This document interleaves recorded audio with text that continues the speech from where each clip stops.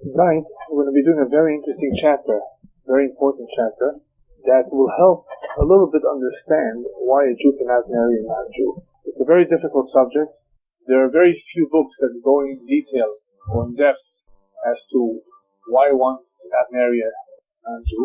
There's of course Pesukim, there's of course Derech and a lot of Ma'amarim, a lot of information out there that is scattered, but it's not all concentrated in one area where one can gather. I have a tape on it if you're interested on why can't a Jew marry a non-Jew, which discusses this subject more broadly, more in depth.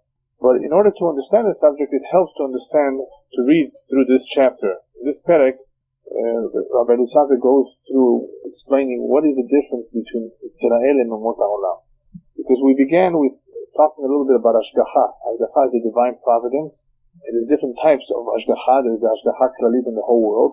There's the Ashgacha Pratit on a personal level. And in order to better understand this Ashgacha Pratit and how it's unique, especially by Am Yisrael, one needs to know what is the difference between Am Yisrael and the rest of the world, that there should be a unique Ashgacha for a Jew only. So this is a very interesting subject because it tells you from the very beginning.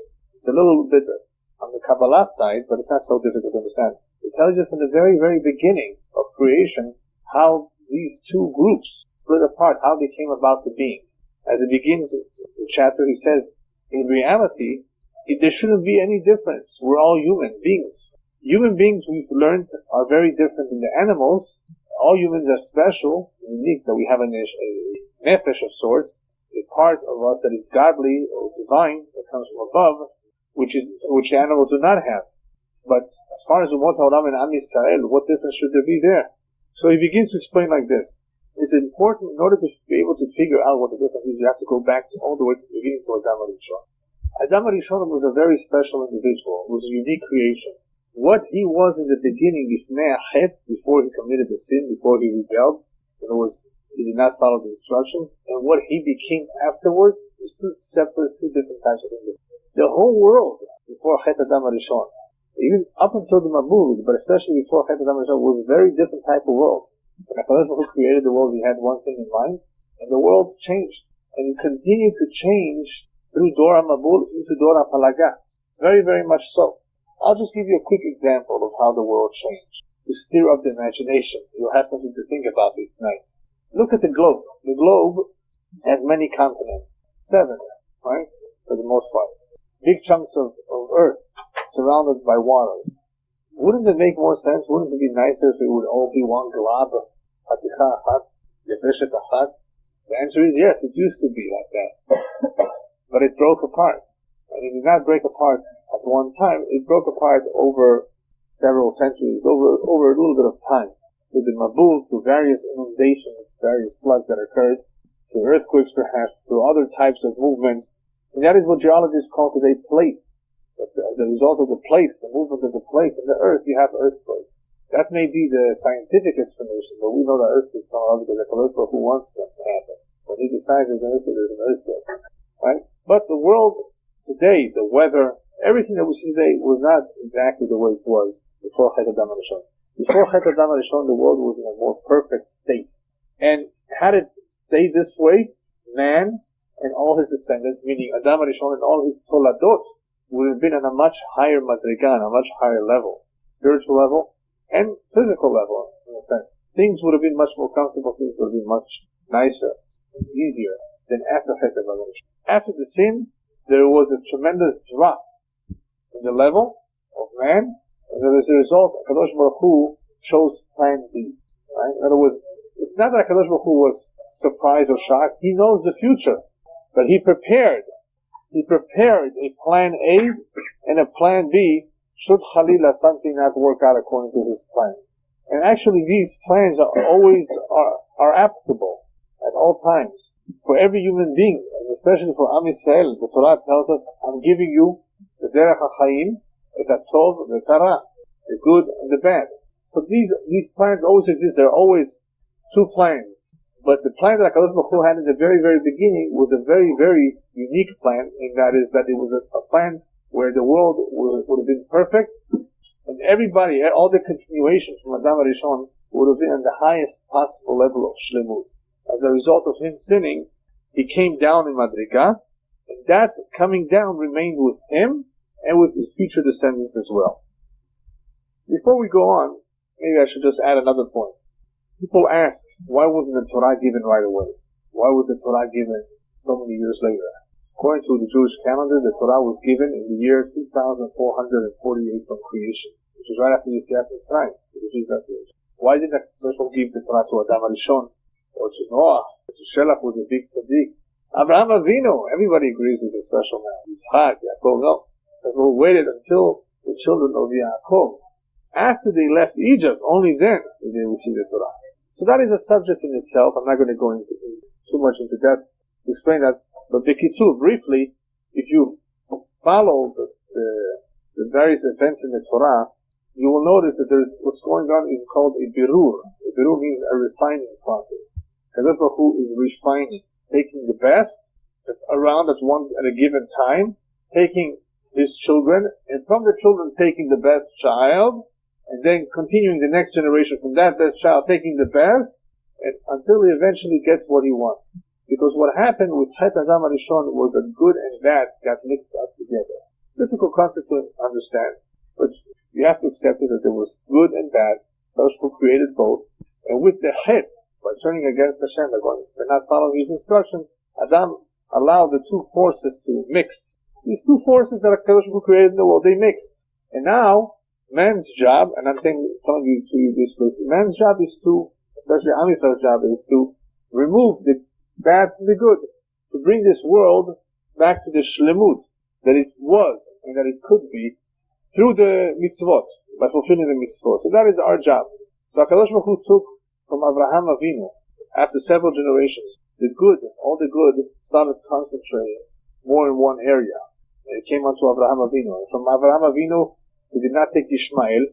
He could have taken Ishmael. He did not take Bnei Keturah, the children that he had with Keturah. He took Yitzhak. From Yitzhak, he did not take Esav. He took Yaakov.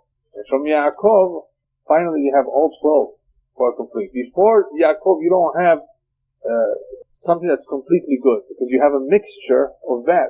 Ishmael was the psolet by Abraham. Esav was the psolet by Yitzhak and Rivka.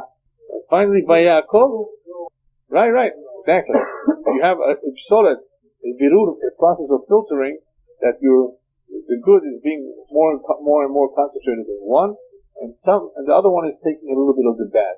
It doesn't mean we have nothing bad, but there's a tremendous concentration of good, of the tzad tov, in the Jewish nation. And what does that mean? It doesn't mean we're better. People should not misunderstand it. What it means is divinity, hakoach haeloki, that is capable of doing the will of Hashem. HaKadosh Baruch Hu is not going to give the Torah to one who's not willing or capable to do it. He's interested in robbing, in killing.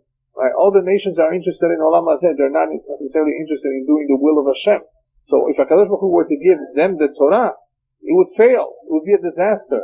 Just look at Am Yisrael Baruch Hashem. Despite the persecutions, despite the long galuyot, we've kept the Torah. There have been, of course, people who have not, but the Torah is there's still a large group of people who are following the faith, word by word.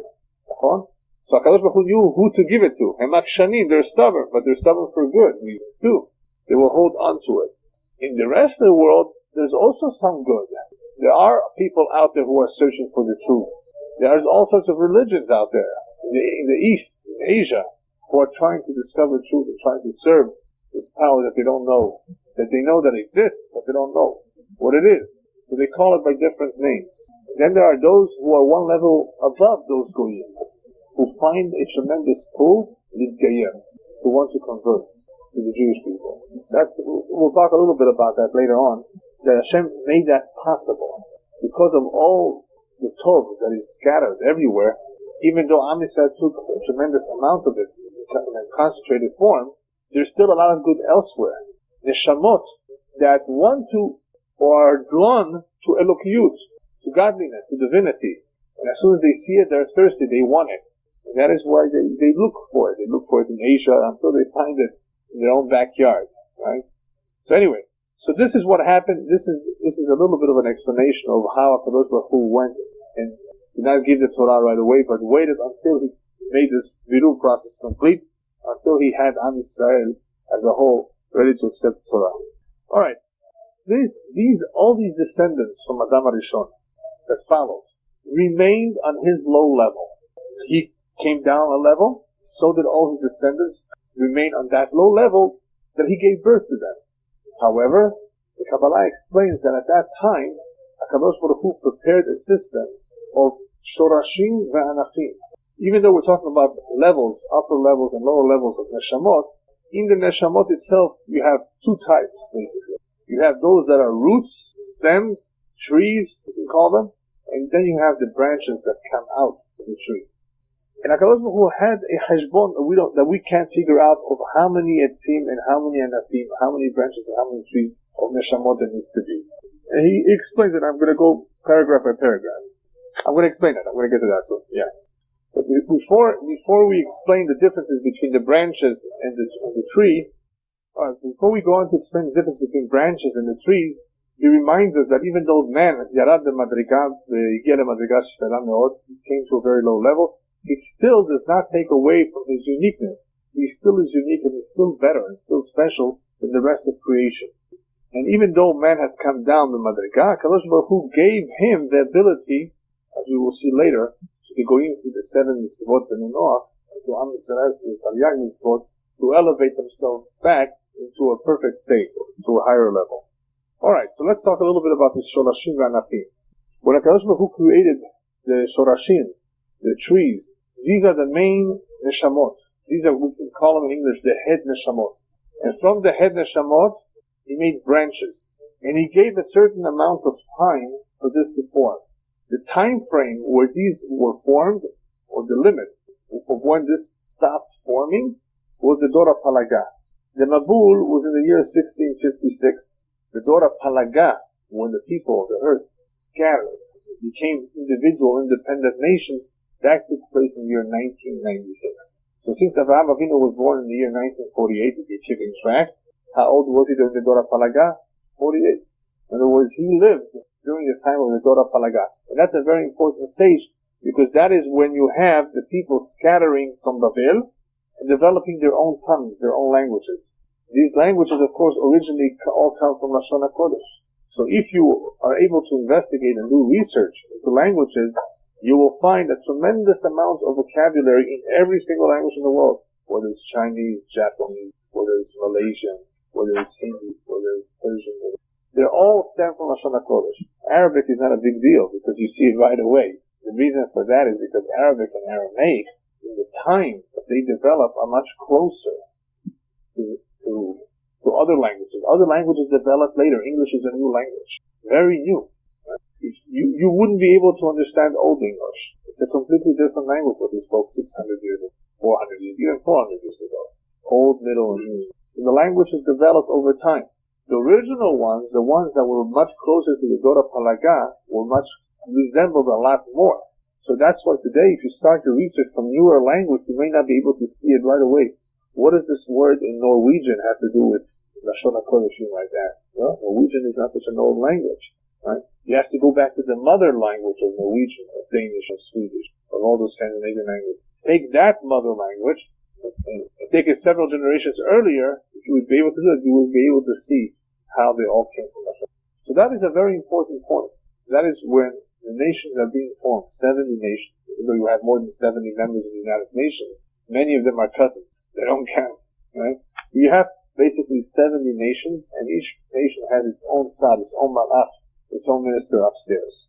So when HaKadosh Baruch Hu created this system, even the Hebrew language had various stages of development, right? You had an Ivrit that was spoken during the time of the Gemara, which had a lot of borrowings from Greek, from Latin, right? You have the Hebrew of the Mishnah. Yeah, so even the Hebrew language went through several stages. It's not, that's why it's not called Lashon HaKodesh anymore. Lashon HaKodesh. The biblical Hebrew. What we call biblical Hebrew. Like we did in the Torah. Yeah. And so did Abraham Avinu, and so did Yaakov. What? Very simple, but the pronunciation is different. The pronunciation is closer to the way the Temanim pronounce their tefillah. And then Aramaic developed, which is a language spoken by a lot of people in the Middle East. Even till today, you have some people speaking Aramaic. Different parts of Syria, Lebanon, Kurdistan, Iran. They speak Aramaic. Yeah. So all these languages have developed over time. The ones that were closer in time to Migdal Bavel resembled Lashon HaKodesh L'Akbar. Okay. Anyway, so these Anafim and Shorashim that HaKadosh Baruch Hu created, they stopped forming at this time of the Dora Palaga. That is the point where the trees reach their maturity, if you call it that. The only tree that did not reach complete maturity was the tree of Am Yisrael. As I explained before, there is a filtering process still going on. There is a filtering process of HaKadosh Baruch Hu taking the best. Once he has the concentration he wants to give in the Torah. That ripened and matured at the time of Matan Torah. That is when Am Yisrael was ready. No, Erev Rav kilkel. Yeah, the Erev Rav only made things worse, unfortunately. עכשיו הם מנקים אותם, בדיוק. ועוד מעט הם יעזבו לבד, שילכו למרץ. Anyway, so what happened is that at the point of Dora Palaga, you're having a certain degree of maturity, he calls it, that all the trees that HaKadosh Baruch Hu wanted to be formed are stopping to grow. This is the end. HaKadosh Baruch Hu gave it a chance. Man went down, right, in the level.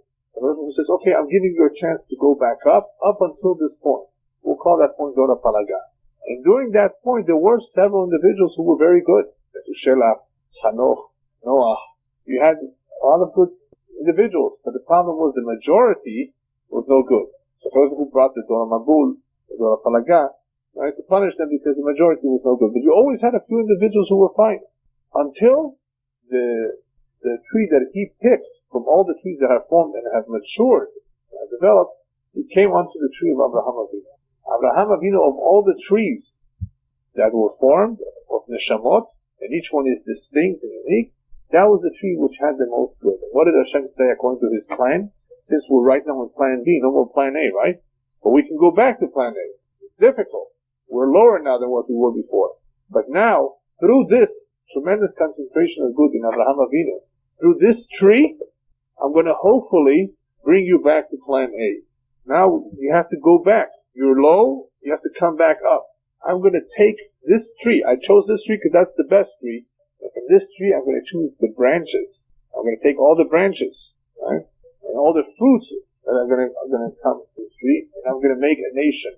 That they will be given the job of restoring this world to plan A. So this is how he explains it. This is basically the Kabbalistic approach of understanding the difference between the Umot HaOlam and understanding the difference between the Jewish people and the nation, is that we're dealing with an original plan of dividing the neshamot in trees, and each one growing and seeing how they grow, and giving them a chance. Up to a certain time, there has to be a time limit. That time limit was the part of the Dora Palaga. That is when Abraham's tree becomes noticeable, right? He goes out and preaches there's one God, monotheism, against the whole world. Hashem says, I'm going to choose that tree. And from that tree, there's going to be branches. And those branches are the heads of that group. And all the fruit that follows, all the descendants, all the toladot, come from those branches. So you only have one tree, but you have many branches. How many? 600,000. So what we have as the foundation of the Jewish nation, the foundation is 600,000 neshamot. That's all. That's the foundation. That's all the anafim, all the branches of this tree of Abraham Avinu. Discounting, of course, the branch of Ishmael and all those. Right? There's 600,000 anafim. So we have much more than 600,000 Jews. Yeah? Hashem. What is what?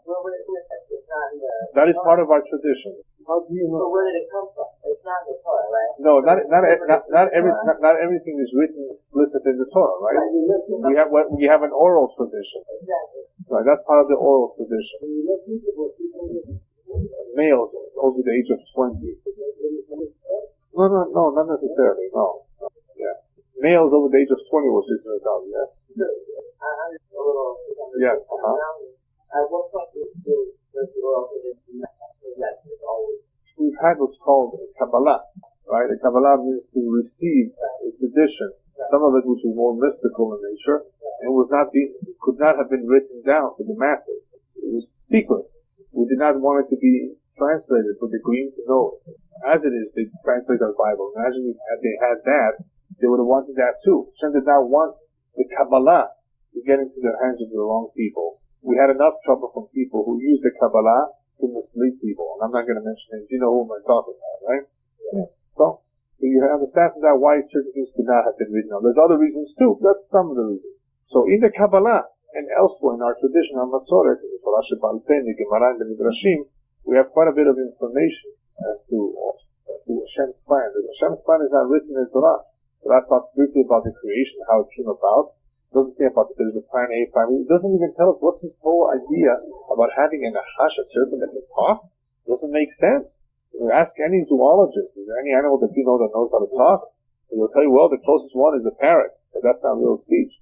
So, in order to have a better understanding, once you believe that this is the word of Hashem, which we all do, then you have to go to the Midrash and the Zohar to have a better understanding of what is written.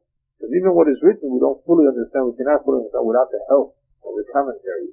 So that is part of our tradition, that there are 600,000 Anafim. And everybody else that followed later on, or the Toladot or the Perot, come from those Anafim. So the 600,000 branches, but the millions of Jews are from those branches.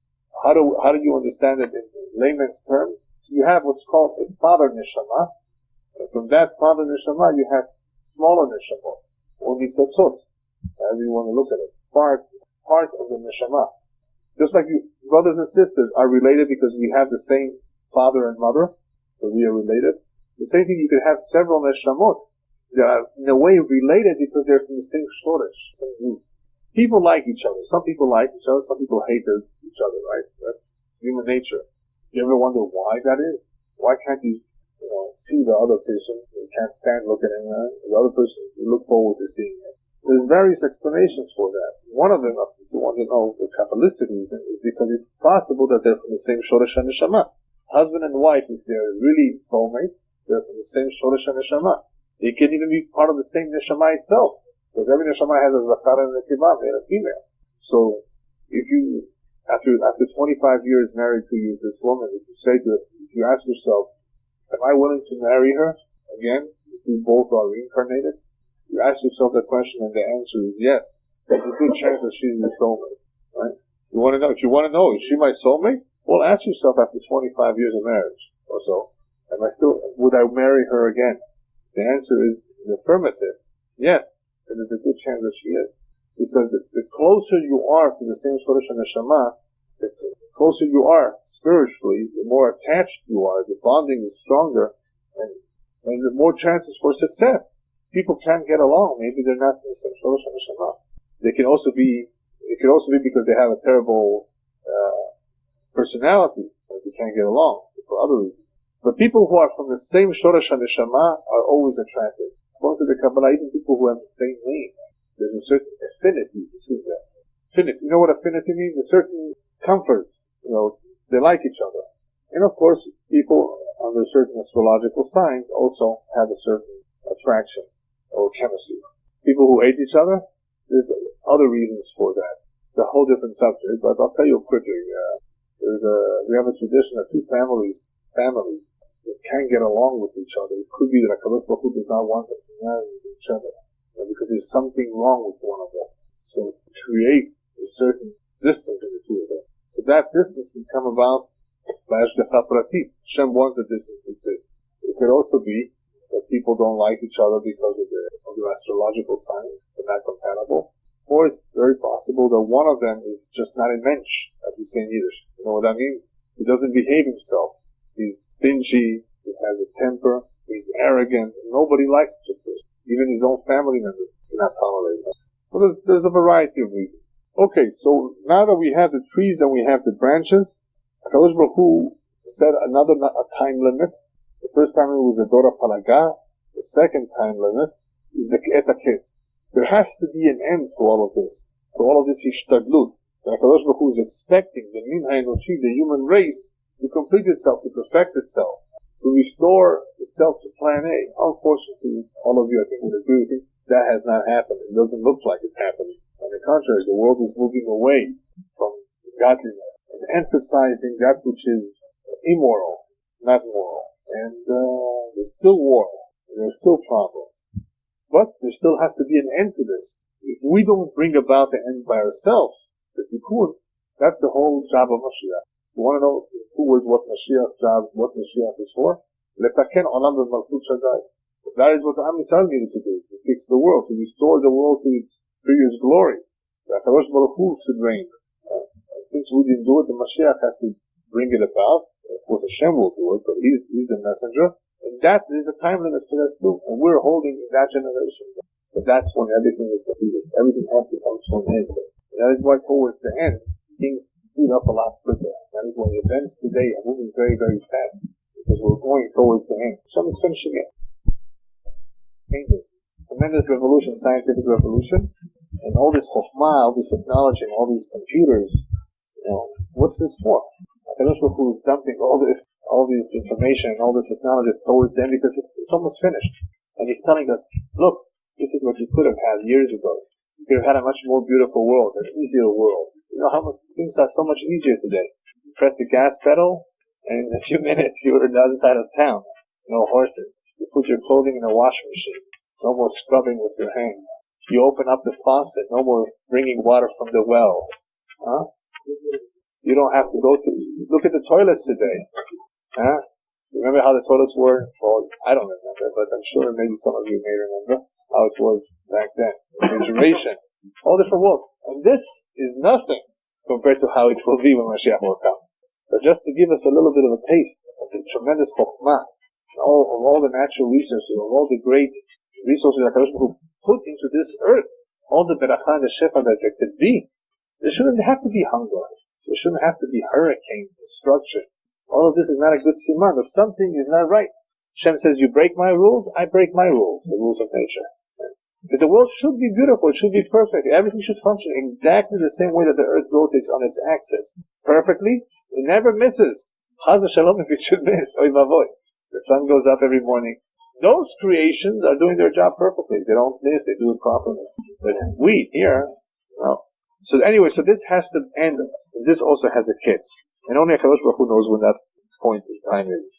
Alright, he goes on to explain, as what we said before, that once the branches in the trees have been set, every single tree and every single branch gives its own fruit. In other words, it reproduces according to the level that it reached at the point in time of the Dora Palaga. That was when everything stopped growing and developing, and from that point on, everything that it bears reproduces itself according to the same original blueprint, or DNA, like they would call it today. That DNA is in the same trees generation to generation to generation. In other words, once the tree or the branch of Am Yisrael was set in motion, everything that reproduces itself, that branch, has the exact same DNA. Now you can just a little bit understand why this branch cannot mix with this branch, which is completely different. They have different goals, different purposes in life. This would take away the koach. This would take away the strength of this branch if you were to mix the two. Just like grafting. You know, when you graft two branches, two trees, you get something completely different. Even though physically we're not so concerned with physically, two bodies. What's a body? Right? We're concerned is with the neshamot. On a much deeper level, if a Jew marries a non-Jew, he's creating a tremendous amount of damage to himself and to Halila, to any of his descendants that may come out of this, and to the entire Jewish nation as a whole, because he's part of that. It's like a ketzer, it's like a short serpent that one is causing by introducing this other tree that is foreign. It's a netazar, as we would call it in Hebrew. It's a foreign plant. It doesn't belong here. And it causes problems to the whole tree. Yes. Right. Right. If the mother is a goya, then the neshama that enters her is a goya. Can't be a Jew. No neshama of a Jew would want to enter a non-Jewish woman, right? Because the woman is the one that carries the child. The neshama they send down depends on who she is. The neshama, a Jewish neshama will not enter. It does not go in that direction. You know, imagine that there's, a canal that through which neshamot go through. You would not go through this non-Jewish. It doesn't belong there. That is why her child is non-Jewish. If the woman converts, and she does a proper conversion, then of course in that case she receives what's called the Zohar nefesh hager, a special nefesh or neshama that allows her to, of course, to integrate herself into this nation, and all her children from that moment on that are born b'kedusha. They have a neshama, but mitzad kedusha. Okay, so we were saying that once the trees were formed and they were all separate and distinct, we had a total of 70. They represent the 70 umot haolam, and each one is considered a separate tree on its own madriga. What they all have in common, including Am Yisrael, is that we're all lower than what we could have been during the time of Adam and Rishon before the Chet. Nevertheless, the tree of Abraham Avinu, or the people where Am Yisrael came out to, is in a higher level. Now, even though the tree of Am Yisrael is on a higher level, HaKadosh Baruch Hu, b'chazdo gadol, allowed it that other nations who are part of a different tree and in a no lower level can join this higher level. In other words, even though HaKadosh Baruch Hu says, okay, stop, all trees are formed, we have 70, each one the madriga shelo, Am Yisrael in the madriga gvoha, HaKadosh Baruch Hu says, still, I will allow it that those members of those other trees of the other nations can still, if they want to, join, to our tree. And that is the meaning of the pasuk. He says, "V'nivrechu becha kol mishpachot ha'adama." It's through you, through Abraham Avinu, that the goyim, the umot haolam, can be mitzaref and become part of our tree as well. Okay. Now, since everybody's split, Kadosh Baruch Hu wants Sha'olam Yitukan. How did Kadosh Baruch Hu decide to do that? He gave the umot haolam 7 mitzvot, Masha Nikra Sheva mitzvot b'Noach, and he gave Am Yisrael the Taryag mitzvot, the Torah. Each one can, through his mitzvot, achieve what he needs to achieve. If all the goyim would at least keep the Sheva mitzvot in Noah, and they would do so because Hashem tzivakach, they also would have a chelek l'olam haba. Now, according to our tradition, every goy that did keep the 7 mitzvot, or a goy that is called Hasid Umot Ha'olam, save the Jewish soul, get the mitzvot, he has a chelek l'olam haba. Even though he has a chelek, his chelek would not be as great as the chelek of the Jew. So latid lavo in olam haba, even though they will be there, they will be around, their role would be a subordinate role to Am Yisrael. Still, it's better than nothing. But this is the way to acquire. Kadosh Baruch Hu gave everybody a fair chance to acquire chelek olam haba, the possibility to perfect himself, and the goyim can do so through the 7 mitzvot b'nei Noach, even though their madriga is lower, and Am Yisrael can do so only through the few Taryag mitzvot. Okay.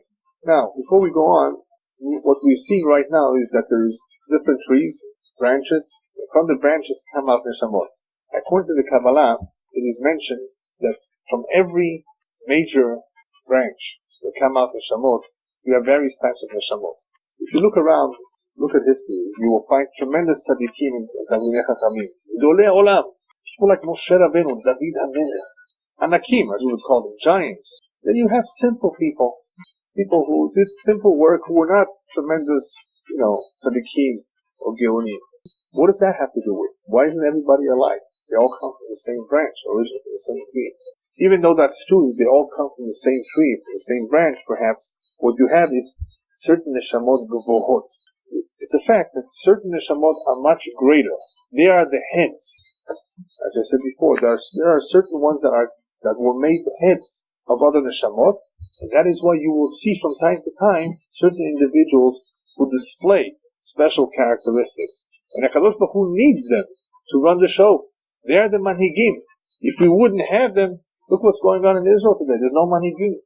There's no leadership. They're all the same. It's all politics. HaKadosh Baruch Hu, in order to run the show properly, needs special people. Needs people who are moser nefesh alam Yisrael. Tzaddikim who don't care about themselves, who care about the people. How many do you have like that in Israel? Who are willing, to let go their prestige, their kavod, not to take a penny. Do this only for the sake of Am Yisrael.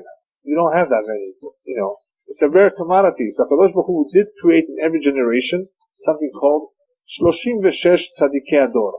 36. There's a minimum in every generation of 36 tzaddikim. And biglalam ha'olam mitkayem. If you wouldn't have them, the world would self-destroy. You need to have a bare minimum. And that is what the Rabbi says, Ra'ah Kadosh Baruch Hu she'tzaddikim mu'atim, they're few, lachen shaklam otam b'chol dor v'dor, he planted them in every generation. So in every generation, you will always have at least a few who are tremendous, who have a tremendous koach, that bischutam Am Yisrael chai, and they are the leaders, even though many of them are nistarim. They're hidden. We don't know who they are. Some of them are not hidden. Different types of neshamot. But what's interesting, now we get to the interesting part. Even though that's a fact, sheyesh neshamot gvuhot, their children are not going to necessarily be as big as they are. The rabbis tell us, Hizaharu vivnei aniyim, ki mehem tetzeh Torah. Be careful with the poor people. From them will come Torah. All the great rabbis, all the great tzaddikim, the majority of them at least, who were their parents? Simple people. This one was a wood chopper. This one was a carpenter. This one was a tabach, maybe a cook. Simple people. God-fearing, of course. Yerei Shamayim. They did the mitzvot. They prayed every day. Simple people. And from them came big neshamot. How do you explain this? So the rabbis tell us, HaKadosh Baruch Hu did that b'kavanah. He did that intention. No, Ulor Atzar did not want that people should claim, Abba should be tzaddik v'tamid chacham. I'm going to be automatically one. My father was one, I'm going to be one. No. The Torah does not necessarily go from the father to son. You have to acquire it on your own. HaKadosh Baruch Hu wanted every single Jew to know that even if his father was a simple person, he is capable of achieving the greatest ma'alot. If a child would know that if his father is a simple man, that's what he's going to be like, he wouldn't put in an effort. So that's what I'm going to be, just like him. Oh, Yizaru b'vnei aniyim. Be careful with the poor, because mehem tetzeh Torah. HaKadosh Baruch Hu is going to make it so that for the simple, God-fearing, righteous Jews, mehem tetzeh Torah. Because he wants to prove a point. But there's other reasons for that too. The reason why certain people have certain children that are very special is not only because HaKadosh Baruch Hu planned it so, it's because they are zocheh through a ma'aseh, through some deed that they did, they are zocheh, they merit this child. The famous story of Rashi proves this point. You know the story of Rashi? Rashi was a jeweler. I'm sorry. Thank you. Rashi's father was a jeweler. And he once got hold of a beautiful precious stone. And the Goyim said, you don't need that for yourself. This precious stone belongs at the head of the Avodah Zarah that we have. Rashi's father says, no way in the world will I ever sell something like that to the Avodah Zarah. So they tried convincing him, offering him a lot of money. The king wants it. They tried to pressure him. Lo azar. So they decided to resort to a different kind of pressure and trickery. They told him that they have a customer for him. He's on the other side of the river. They had to cross the river. As they're going by boat, in the boat, they tell him the truth. That in the end, it's really going to the Avodah Zarah, but they had to tell him by trickery, otherwise he would not have been willing to come along. So as they're traveling by boat, Rashi's father takes the stone and throws it into the water. Very expensive stone. And they were, of course, with complete shock. But they couldn't do anything about it. That night, I think, Rashi's father had a dream because you gave away such a beautiful, precious stone. They were childless, this couple. Your wife will bear a child after many years of not having children, and that child will illuminate like a beautiful, precious stone all of Am Yisrael. Through your act of Nisirut Nefesh, you will be zocheh to a neshama gvoha, to a high neshama. And without Rashi, we would not understand Gemara, we would not understand the Chumash, but he illuminated everybody. Simple people, because of a maaseh, the deed that they did, zachu le neshama gvoha. So what I'm trying to explain is that yesh neshamot gvohot, there is such a thing as great neshamot, and those great neshamot can even come from simple people, for a variety of reasons. Either the merit, or because HaKadosh Baruch Hu wanted it so, or, this is very important, because during the time that the husband was with his wife, during the time of conception, each one had the right kavanah, the right intention. They were both modest, clean, with kedusha, at night, properly, with the right thoughts in mind. Not like in Hollywood, right? But according to the Jewish tradition, because of that, even though they were simple people, they are zocheh, they can be zocheh to bring down a very special neshama into that physical body that they're creating. Whereas big Talmidei Chachamim Tzadikim may not have had a special merit necessarily, or special kavanah, to have that kind of a neshama. So the Kabbalah goes on to explain, therefore, you may have individuals out there in the street who have a physical body that appears to be normal, like everybody else. But inside of him, Tmuna Neshama Gvoha Meod. There's a very, very high Neshama that even though he does not know who it is. Especially once we talk about Gilgulim. Because what is a Gilgul, a reincarnation? Reincarnation is, it could be a reincarnation of a Neshama Gvoha Meod. Shaitakva Ba'olam, it was already here, but needed to come back to fix itself. This time around, it's born in some little village. doesn't even know who he is, right? Parents are simple people. He goes to a plain school. Inside of him is Neshama Gvoha Meod. So during the time that we had tzaddikim that had Ruach HaKodesh, as soon as that individual would step into them, they would be able to tell him, you're so-and-so. Today we don't really have, maybe very few, and if they exist, we don't know who they are, that can tell a person, you have this person's neshama, you have a neshama gvoha meod. Only the individual himself, if he pays close attention to himself, only he can realize that he has a special neshama. But it's very difficult because there's a yetzer hara that pulls us in this direction. Go have fun. Go to the beach. Go play golf. Go do this. Go eat. Right? Go to work. So the yetzer hara is always pulling in all these directions that are causing distraction, and the neshama has no interest in that. So a person sometimes doesn't realize until it's late who he really is. But if he pays close attention, if he learns Torah, the Torah is like a light. It will illuminate him and it will bring out his real potential. That is what you have Baalei Teshuvah who were criminals in jail, who grew up in the Drom Tel Aviv. Yeah, grew up in the worst places, right?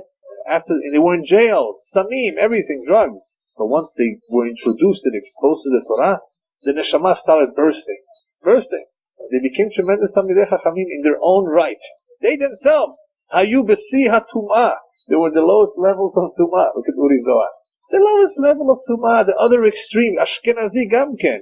He's not a Sephardi, where at least his father or grandfather were Talmidei Chachamim, Tzadikim, Anashim Tumimim, simple people. Ashkenazi, that 3-4 generations maybe, they were communists. Well, they know nothing of Torah. You know that it's much more difficult for Ashkenazi to do Teshuvah? He has no support from the back. His parents, the same like him. His grandparents, maybe they knew how to speak a little Yiddish and ate gefilte fish on Shabbat, right? Maybe Yom Kippur he went to shul, maybe. You have to go 5 generations back sometimes, depending which country you come from. So for Ashkenazi to discover himself, it takes tremendous kochot hanefesh, tremendous amount of courage. The Sephardi is going back to his father or grandfather, which he remembers when he was a boy. He just got into trouble because he grew up in a kibbutz, in the wrong neighborhood, or had the bad friends. All he needs is a little bit of musar, and he's back. He's back, right? He cuts his hair, he shaves, and he looks beautiful. You couldn't tell the difference. But for an Ashkenazi to do that, he has to go through a tremendous amount of challenges. But if he has the neshama gvoha, just expose him a little bit of Torah, it will come out. It will become evident. Alright, next point. He goes on to explain that all these branches and trees, they represent all the nations of the world. Each one has a malach, as we said before, a minister. These ministers are the ones that are assigned to each nation, and they are responsible for the nation. Whereas HaKadosh Baruch Hu is the one that's assigned or responsible for Am Yisrael alone. All the nations of the world don't have the Hashgacha Prati of HaKadosh Baruch Hu, only Hashgacha Klali. HaKadosh Baruch Hu Mashgiach al Kol Alam. He supervises the entire world. Klali. But Am Yisrael is an Hashgacha Pratit. So all the nations have a minister. Am Yisrael has HaKadosh Baruch Hu as a Mashgiach. However, there's another important point here, that is that through the Maas, even though we have the Hashgacha of HaKadosh Baruch Hu on us, HaKadosh Baruch Hu made it so that through our Maasim, through our deeds, everything can change. The Hashgacha can appear Halila to disappear, that is called Hastarat Panim. HaKadosh Baruch Hu appears to be disappearing. We don't see him in action. But Umot HaOlam, if the Goyim, the nations of the world do something wrong, Zelo Mashpia Aleh. In other words, the only one, Sheyesh Lo Koach, that has the ability to make a change in the balance of how HaKadosh Baruch Hu manages the world is Am Yisrael. Am Yisrael, through their Maasim Tovim, can affect a tremendous good, a benefit for the world. When we had a Bet HaMikdash, there was a tremendous blessing for the entire world. As the Midrash says, Lulei HaGoyim Yad'u, if the Goyim would know the benefit that the Bet HaMikdash gave them, not only would they have never destroyed it, they would have put up guards to protect it. So Am Yisrael is the only one that has the ability to affect a positive or a negative change. So when something happens in North Korea, it has to do with us. Yeah, that's what the rabbis tell us. If something bad happens, it's somehow tied to Am Yisrael. Am Yisrael is responsible. Now you understand why they blame the Jews for everything? There's a little bit of truth to what they say. Obviously they're anti-Semitic. Right? They don't know what they're talking about. But we need to pay attention because in everything that is being said and done in the world, yesh remazim milemala. There are hints from above. And the last point is a very interesting point. He says, "Af al pi she'en HaKadosh Baruch Hu mashgiach al tchumot ha'olam, even though HaKadosh Baruch Hu does not supervise the nations of the world individually, He takes care of them klali meaning on a broader scale. Still, He uses them letzorech am Yisrael. He can use the goy in one or two ways. Either, as the pasuk says, "O Yashur shevet afi," Assyria is my stick. I will use them to pursue am Yisrael. Hashem uses halila the goyim to pursue us, to go against us, to do war with us, like the Palestinians today, right? Or in the past, He's used all the other nations. And as the Gemara says elsewhere, Kol ha-netzer li-Yisrael na'asa rosh. Whoever causes trouble to Am Yisrael, he will become a leader. If you see a gangster, if you see somebody who wants to go after the Jews, the Kadosh Baruch Hu will make sure to yepam rosh. He needs these kind of people. They are His messengers, unfortunately, to get the point to Am Yisrael that they're not behaving themselves. However, let's look at it the other way around. Kadosh Baruch Hu uses the goyim in a different way too. The pasuk says, "Hinei lo yanu velo yishan shomer Yisrael." What does that mean? The king, a non-Jewish king, once asked this pasuk, this is the meaning of the pasuk, to a Jewish rabbi. Rabbi, do you know what you say? "Hinei lo yanu velo yishan shomer Yisrael." Why does David HaMelech say lo yanu velo yishan? It's the same thing. Lo yanu means he doesn't take a nap. Velo yishan means he doesn't go to sleep. Yeah, well, what's going on? The rabbi said, it's an interesting question. What's the difference? So the king tells him, I will tell you the pshat.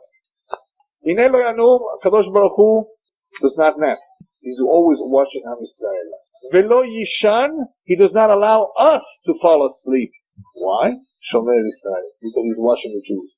Because I was up, I'm not going to tell you the whole story right now. Because I was up last night, I discovered a plot against you, the Jews. I found something, some goyim who were plotting against you. I couldn't fall asleep. What happened with the Hashverosh? Balayla ahu nadena. Right? He couldn't fall asleep. Hinei lo yanu, Kadosh Baruch Hu doesn't nap.